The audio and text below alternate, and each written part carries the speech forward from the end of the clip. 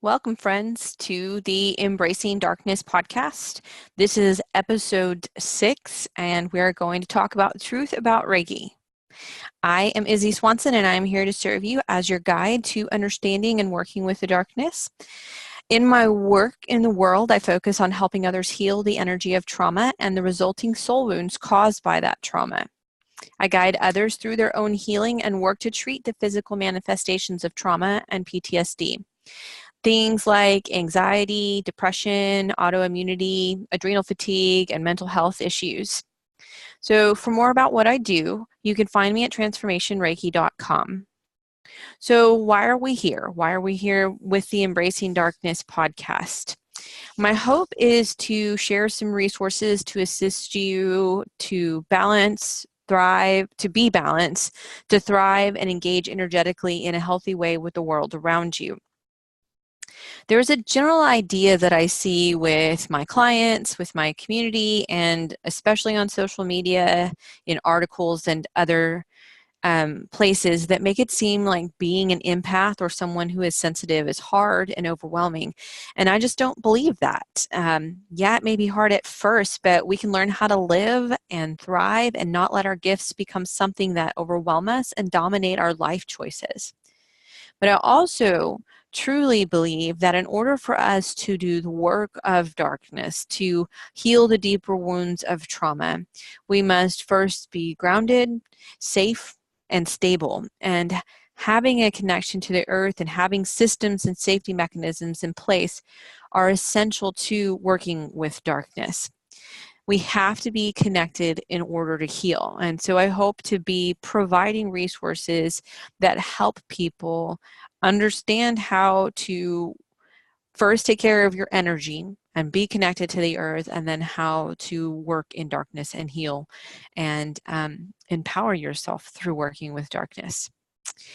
These resources, though, are also really essential for people who are in positions of service to others, for those that are on the front lines, therapists, teachers, massage therapists, doctors, activists, advocates, anyone of that nature. These resources are really essential for those people so that they can learn how to take care of themselves in such a way that they're not drained, overwhelmed, and sick all of the time. So these are some of the reasons why we're here talking about darkness.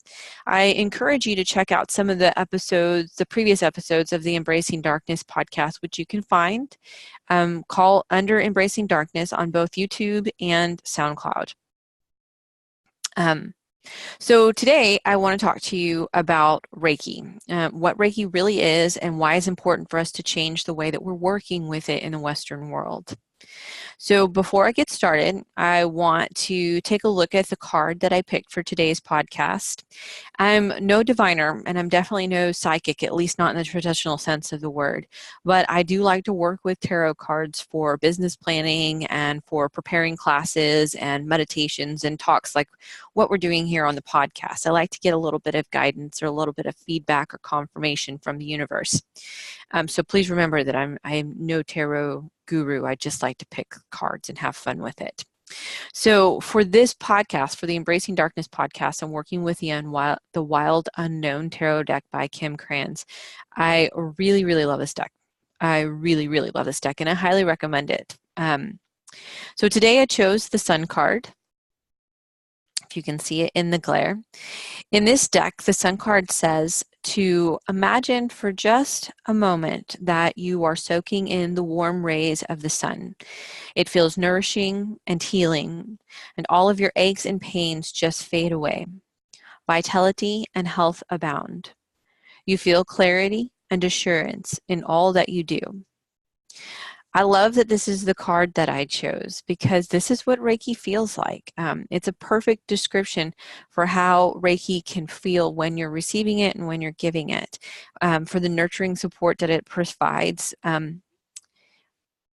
It's what Reiki is like to me. But that's not what Reiki starts out as. Reiki is something that you have to practice, and that feeling of the sun shining in and healing everything is something that you have to practice and you have to work up to. So before I say anything, I want to be really clear that I'm not Japanese. I didn't grow up in that culture, and I have no intention to speak for that culture here or assume that I'm some type of authority on anything from the Japanese culture and Reiki as it comes from the Japanese culture. I am still learning and I am still growing in my practice, and I'm sure that I have a lifetime of work ahead of me, especially when it comes to this work. But I do want to talk to my culture about Reiki. Y'all, we can do better. There's so much about Reiki that we're just not even talking about. There's so much vital information that has been discarded, and I really think that we're doing a disservice to Reiki, to ourselves, and to the people that we intend to serve with Reiki. We've gotten to a point where people are giving attunements via the internet.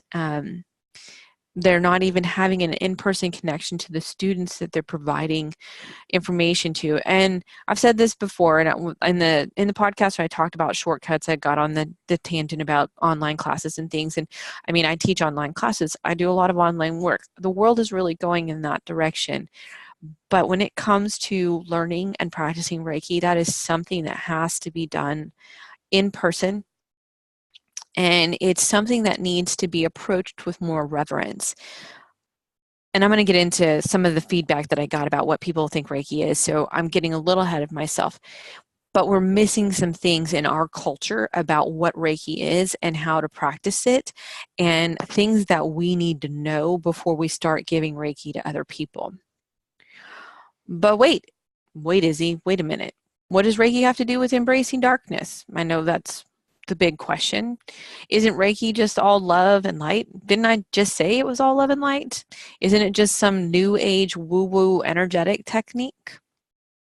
Well, Reiki definitely has its place in embracing darkness. Reiki is a practice that helps you connect with the natural world around you. It helps you promote balance and stability in your energy body as well as your physical body. And all of that is absolutely essential to safely working with the energy of darkness. It definitely is the thing that informs my practice as a healer who works with trauma and as a devotional polytheist who works with a dark goddess. Reiki is what helps me maintain balance and supports my energy and helps me to stay healthy and provide safety. And I'll get into a little bit more about where that comes from in just a moment. So Reiki is absolutely essential to working with darkness because you have to have all of those things in order to be able to do that work. Sure, it's loving, and sure, it's really light, and sure, it's peaceful, but remember, we can't have darkness without light, and we can't have light without darkness. Those two things are two parts of the same whole. If we can follow the Hermetic principle of polarity, which is a whole nother box of fun to unwrap. If you want to check out the Kabbalion, I highly recommend it. But if we can follow the principle of polarity, then we know that like and unlike are pretty much the same thing. The opposites are identical in nature. But I digress a little bit, just highlighting that we cannot have one without the other. But here's also the truth about Reiki, or at least one truth we need to talk about. Yes, it's loving. Yes, it's light. Yes, it keeps you calm. Yes, it helps you heal and helps you maintain balance. But it also clears the way for deeper healing to come up from inside of your body. When you're receiving Reiki, or when you're giving, you're the giver or the receiving, either way, the whole point, or what we know is happening, is that it is unblocking and untangling and removing things that need to be brought out of your body. It's working to calm your nervous system down. And once your nervous system gets calm, then your blood starts to flow, then your body function starts to heal. But what also happens is that your stuff comes to the surface, the things that you need to have healed. So when you step into a commitment to heal, whether or not you're just coming for a Reiki session, or you're making the decision that I'm ready to do some type of healing, I'm ready to work on some things that I haven't been able to get any resolution to in the past, whatever your reasons are, you are making a commitment to healing. And always the first thing that happens when you do that is that your nastiest stuff is going to come up.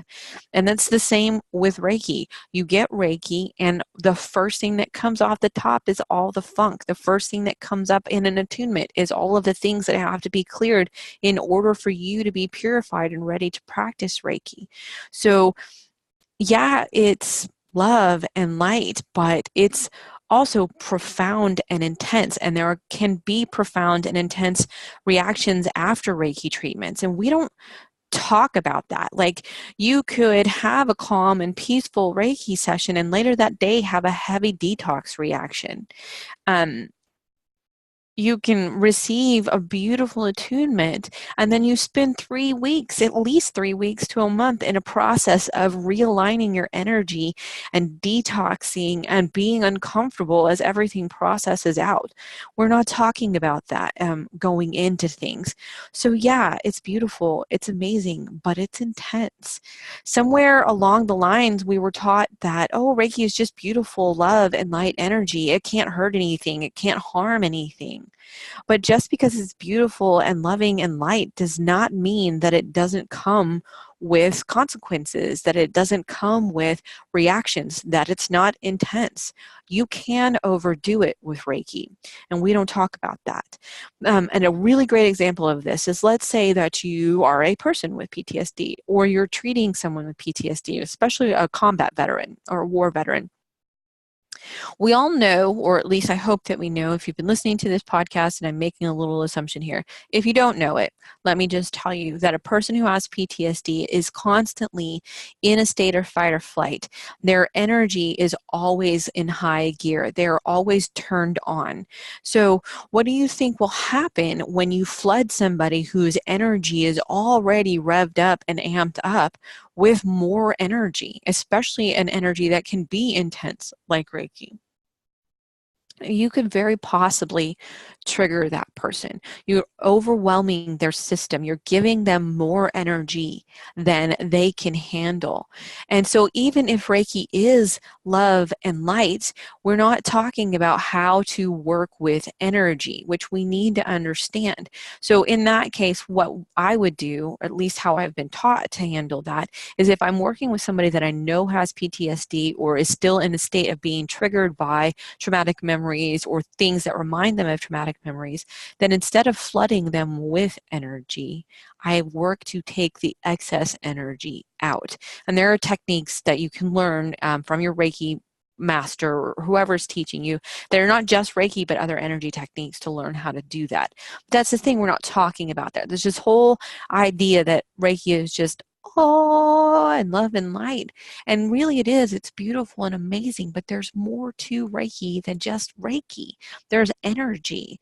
We need to talk about how energy works, how it flows in between and around people, how energetic interactions happen. And I think I've talked about that in one of the previous podcasts, but we need to be talking about that as a whole community, and on the whole, before we start practicing Reiki, we need to understand that we are in this, we're not talking about how to be safe and how to protect our energy, and we're not talking about how to consider different scenarios. We're just getting attunements in weekend classes and being sent on our way with nominal information about this powerful tool that we've been given.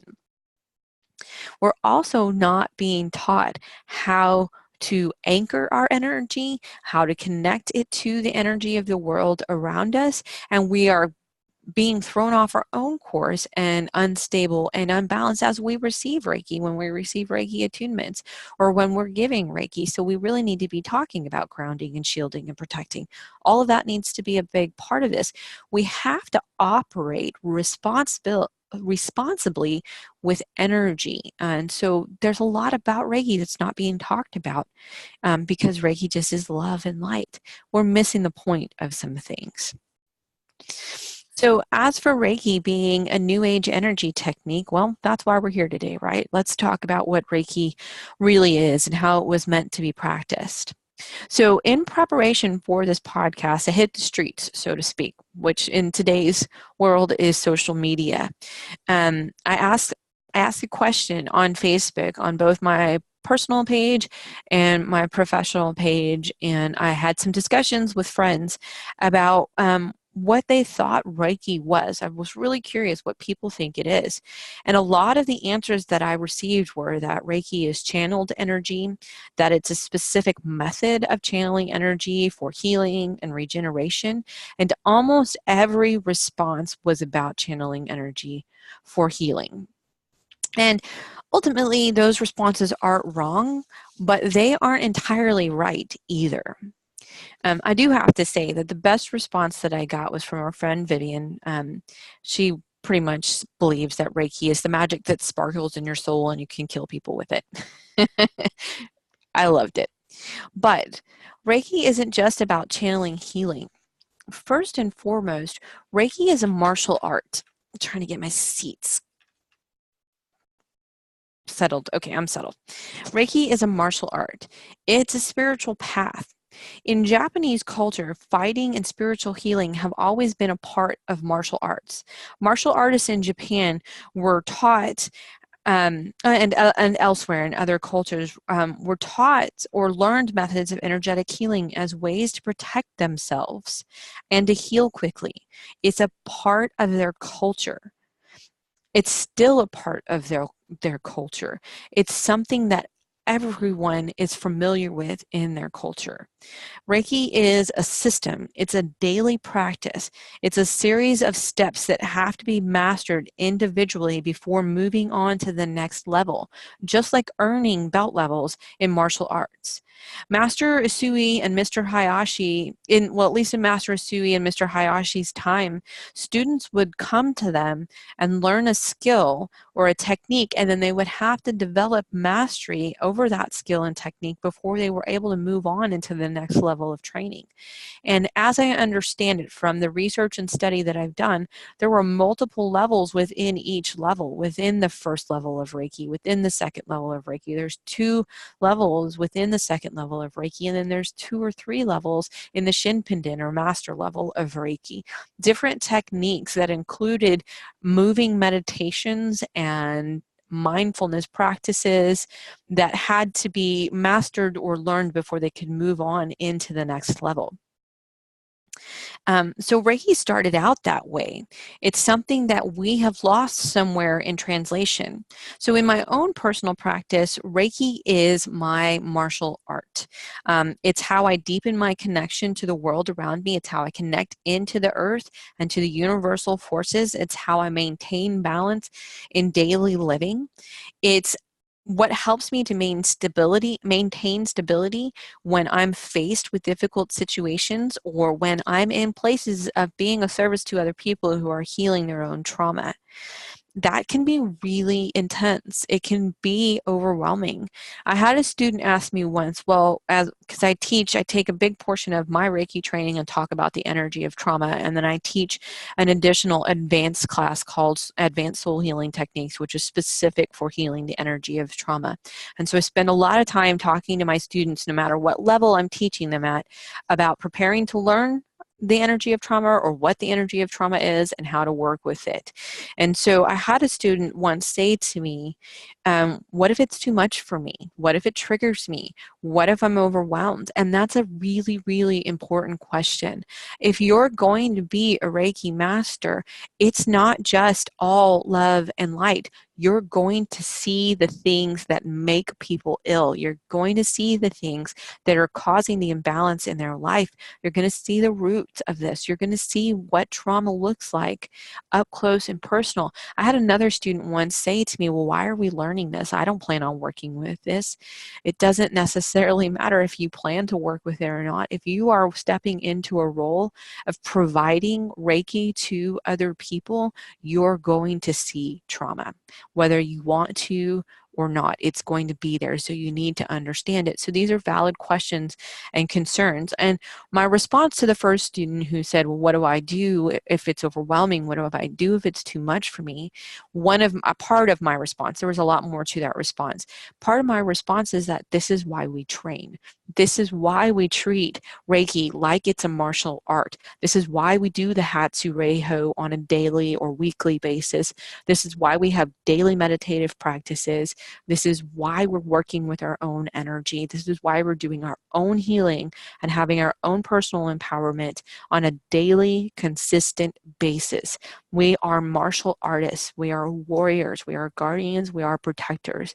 And we have to treat Reiki as though it is that way. And that is how it originally started. That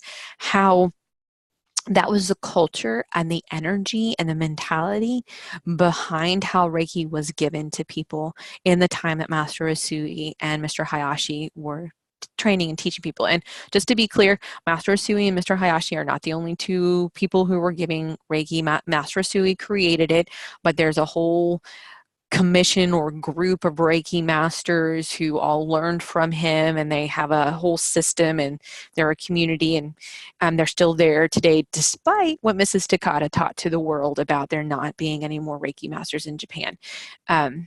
That's not entirely true. Actually, it's not really true at all, but it's different there than it is here. And I'll take a second. I don't have this written in my script or in my notes, but I want to take a second here to just highlight that Reiki as we practice it in the Western world is definitely not the way that it's practiced in the Japanese world. And I'll get into that a little bit more in just a moment.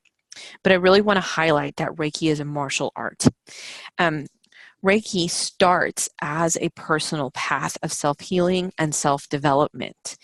It was always meant as something that brings about personal spiritual awakening. We can see this in the principles of Reiki. They are tenets for how we should conduct ourselves and for what we should strive to achieve for ourselves. The primary focus of Reiki was and is to achieve the personal benefits that come from making a commitment to daily practice, self-treatments, and receiving regular empowerments, or what we now call attunements. So Reiki is meant as a system to promote living processes, and it arises from all life around us. It's not just the life force energy from the heavens, but it's also about connecting to the life force energy in the world around you. And we're not talking about this because we somehow have lost in translation the roots of where Reiki comes from. And again, I'm going to talk about that in just a moment. But it's much like developing a devotional practice to your gods or to becoming a Buddhist. It's a life path. And it is this before it is anything else. It is this before you can feel those golden rays of the sun and before you can provide those golden rays in a safe and healthy way to others. So the ultimate goal isn't just to channel healing or it's some type of healing energy. The ultimate goal is to be able to have a personal spiritual awakening. So here's the thing about Reiki. Learning the techniques and receiving the attunements is pretty simple.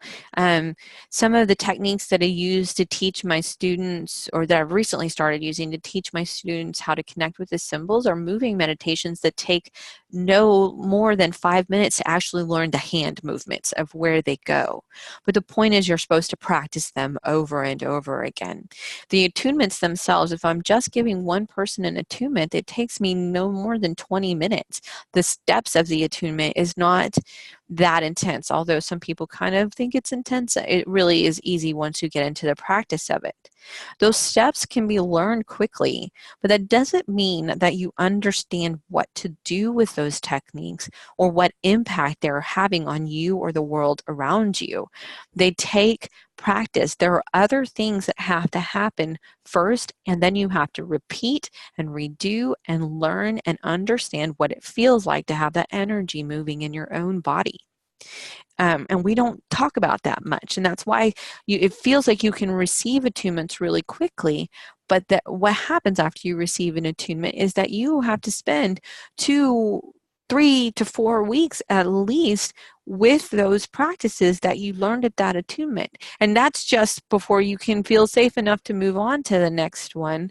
Really, there are practices that you need to incorporate into your daily living. They need to be a part of who you are from here on out in order for you to get stronger with that practice. People think that Master Asui just went up to the mountain and came down 21 days later as some enlightened being. And stories about Master Asui are embellished. They're quite embellished, and that's due in part to Mrs. Takata and what she did, changing stories and changing history of Reiki in order to make it exclusive and make more money off of it and make it more palatable to the Western world. And so there's a little bit of embellishment, and some people have had to do some deep research to get some information straight out of the Japanese culture about what was really going on at that time. But what we do know is that Master Usui spent his life in pursuit of this enlightenment that we now know as Reiki. He grew up in a culture where martial arts, energetic practice, and mindfulness were part of day-to-day living. He studied Shinto, which is the animistic spiritual practice of the Japanese culture. He studied Zen Buddhism and Tendai Buddhism and Taoist meditation. In fact, at some point, both Shinto and Buddhism were, not at the same time, but at different points, the national spiritual practice or religion of Japan. So there are things that are deeply ingrained in the culture that Master Usui came from, and they informed his work. They led him to a place where he developed a system of healing called Reiki. And it's only after he learned and understood those practices that he made his way to Mount Kurama and up to the Kurama-dera temple, which is beautiful, by the way. And it's a dream of mine to see the Kurama-dera temple, which is interesting. I could go on a whole tangent about the Kurama-dera temple. It's a dream. But he did all of these things before he ever went to Kurama-dera to develop the practice of Reiki. And then after he understood mindfulness and after he understood meditation and after he understood himself and he had been through his own practice of healing, then he went and spent 21 days in a meditative state and received information about how to develop the system of Reiki. He didn't just randomly create it. It has its roots in these practices. In fact, we can see that with the symbols. So depending on which person you follow, you'll find that the symbols have a lot of history behind them.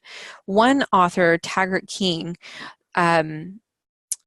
says or teaches that the Choku-rei represents earth energy. It's one of the Reiki symbols. And that the Seiheki represents heavenly energy. And that the Hansha Zei Shonen embodies the energy of connectedness and oneness. All of those concepts are part of Shinto practice. So, and even more than that, the symbols were derived from the Japanese language. For instance, chokurei, the way that it's used in Japanese language, means imperial command. They weren't just symbols that Master Usui developed that came to him from thin air. They're actually part of his culture, and they have energy and representations that connect to the way that Shinto practice is conducted, or Shintoism is practiced in Japan. Just get a little abundant with my words, but you understand the point.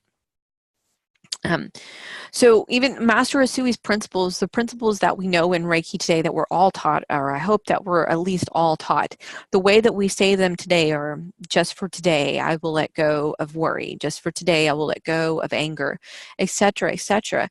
The original principles that we know as Master Usui's principles were actually the words of the emperor of the time, and they're engraved on his tombstone saying that they're the words of the emperor of that time. So it's part of what he developed in his own personal practice before he got to Reiki. There are practices in Japan there are recorded practices in Japan of the laying on of hands for healing that were said to have come from the ray of the goddess, that were practiced by families and maintained through lineages that go so far back into history that those teachings are still written on palm leaves. The hands-on healing is not a new or modern concept. So why am I saying this over and over again? Because well, let me back up. I'm saying this because even though this system is Reiki is new and it's about 100 years old, it didn't just start from scratch. It wasn't something that was brand new to the world and not to the culture that Master Usui lived in.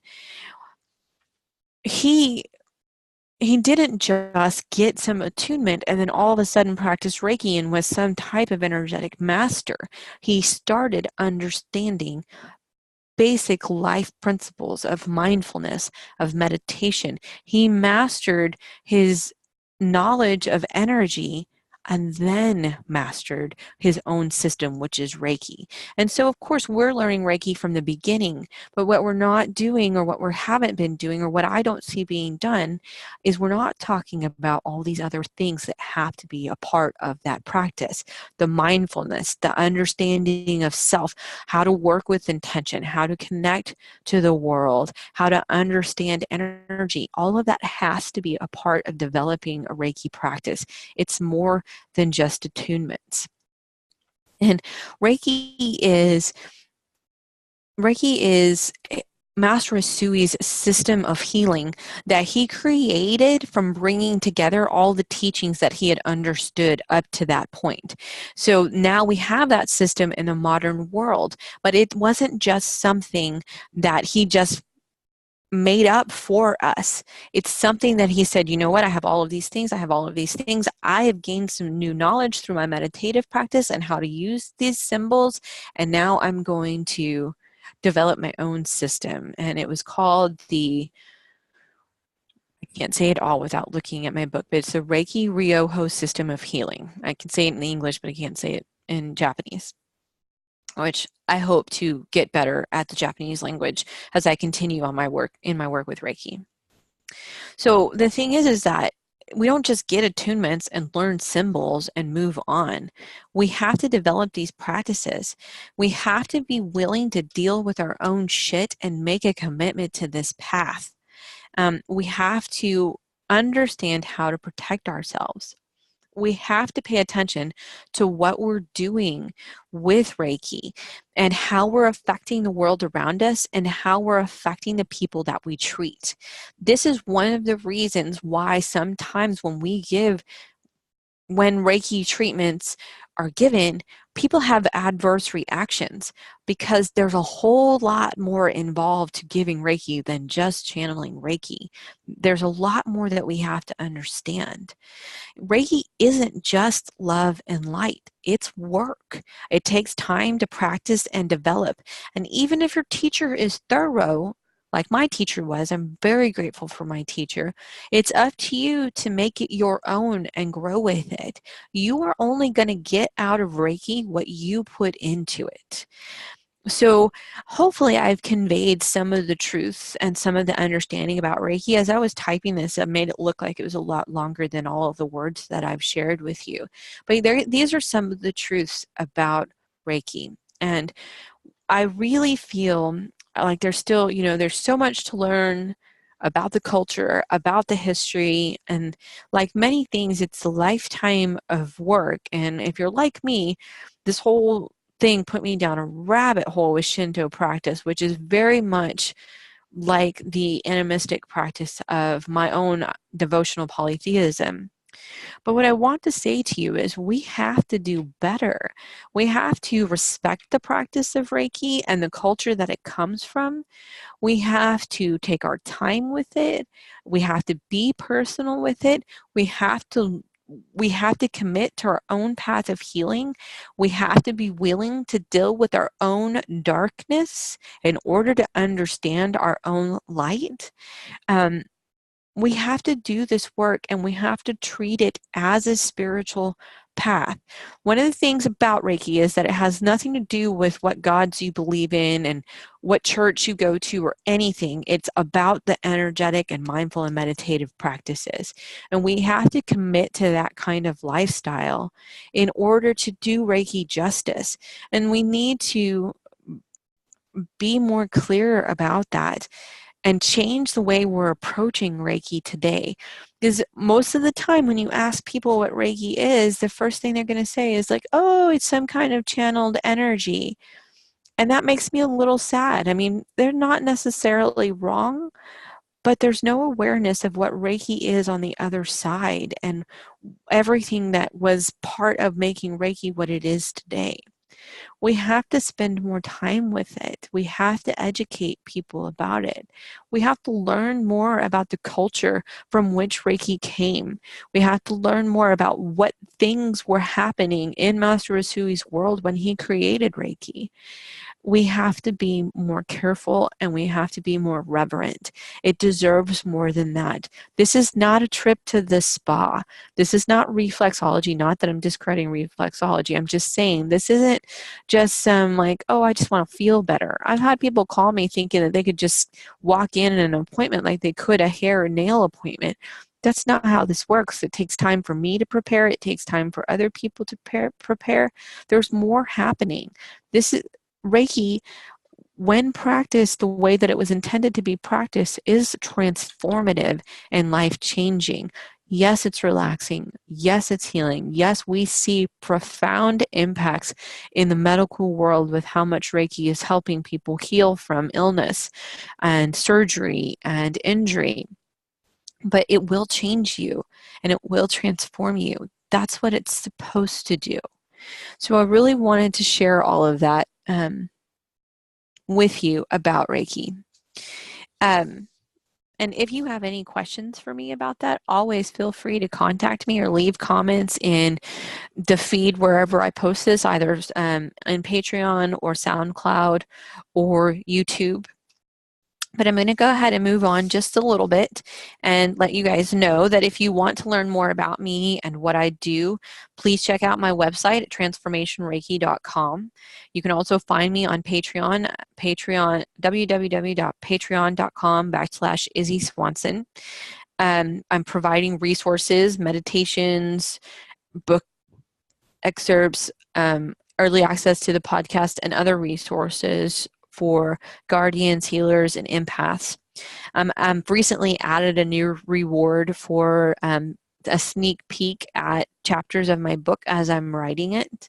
And I encourage you to check out Patreon if you want to know more about that.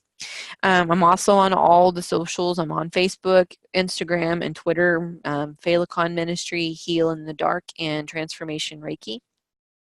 Phalacon Ministry is the official name of what I do. It's F-E-I-L-E-A-C-A-N Ministry. It literally means butterfly ministry, which equates to transformation ministry. I have an upcoming course series that shares the same name as this podcast called the Embracing Darkness series. That is a 4-part class series that is specific to learning how to empower yourself by channeling darkness by working with the Morrigan, specific to working with the Morrigan. It is based on a devotional practice with the Morrigan, just so you know. But that starts again on November 7th, and the details for that are on the website. So one of the things that I do for the podcast is an entrepreneur shout out. And this is one of the rewards that I offer on Patreon. I recently changed the price of it to $10. It was $15. I've changed it to 15 or to 10. What I'm really hoping to do with this rewards level is to promote other business owners that are wellness practitioners, that are even mainstream practitioners, but providing services to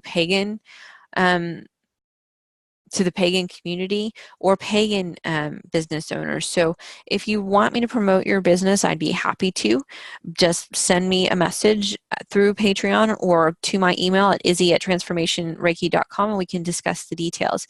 But I'm hoping to help boost the signal for others in the community. So right now we just have one entrepreneur this month. I've talked about him quite a bit. I have to say that over the past few weeks, he has helped me out a lot. His skills of channeling angelic messages are really mind-blowing. Even if he doesn't realize how mind-blowing they are, they're mind-blowing. He is also a medical Reiki master like myself, and a Holy Fire Reiki master like myself. The name of his business, his name is Jared Mallory, and the name of his business is Tenshi Kokoro Healing. So if you want to get a hold of him, you can find him on Instagram under Tenshi Kokoro Healing. And Tenshi is Tenshi. Kokoro is Kokoro. And his email is tenshikhealing@gmail.com. That's TENSHIK healing@gmail.com. I highly recommend him, especially if you are into angels and light work. He's definitely up your alley, and he's super talented and really good at what he does. The other thing that I like to do is to share a cause I support. And I truly am not sure if I've shared about this cause before, but since we were talking about PTSD and veterans today, I really want to highlight a program that I used to volunteer for called Vet Trip. It's VET and then TRIP. And it's an acronym. But what Vet Trip does is they are a service. They are veterans, and not all of them, but they are veterans, and some of them aren't veterans, and service providers who provide proven, innovative methods such as EFT, therapeutic massage, energy techniques, acupuncture, and chiropractic adjustments to relieve stress and chronic pain. They do a lot of work for veterans who have PTSD. These veterans will come in and spend the entire day with them at whatever community center they happen to be located at. Like, they have different ones for different weeks. And the veterans will come in, they'll have a session of EFT, and then they'll come lay on a table, and they'll have a big open room with multiple tables, and the veterans will come in as a group. And they'll come lay down on the table, and they will receive Reiki. And then as the Reiki is getting finished, then they receive massage, and then they receive acupuncture and other treatments as needed after that. And they end up spending hours in a state of relaxation. And Vet Trip has done a whole lot of work and research and compiling research that the Army is putting together for treatment, for using these techniques and treatments for veterans with PTSD. And one of the things that they have learned is that if you can keep a person in a state of calm relaxation like they get to in this location and in this scenario for at least 4 hours of time, you can get them to the point where you can rewrite their body's response to the things that trigger them. It's absolutely amazing. I encourage you to check out their website. It is probably one of the most profound things that I've ever encountered. And I learned a lot from working with this community. So their website is www.vettrip.org, and I'm going to spell it out for you. VETTRIIP.org. I highly recommend it. They are local to the San Antonio area, but I believe that they can give you resources and connect you to San Antonio and Austin area here in Texas. But I believe they can give you resources to how to connect with these areas in your community. And on that note, I would suggest checking with your VA hospital, because the VA is now on board with providing Reiki and acupuncture and massage and such things to veterans. I just received word from a vet that I know at the VA clinic in Las Vegas, and he's receiving Reiki treatments as part of his care. So check it out. The veterans are getting on board with this. The military is getting on board with this. We're seeing results. So I highly recommend it. And that's all that I have for you today, my friends. Thank you for being with me on the Embracing Darkness podcast, and I will see you again very soon.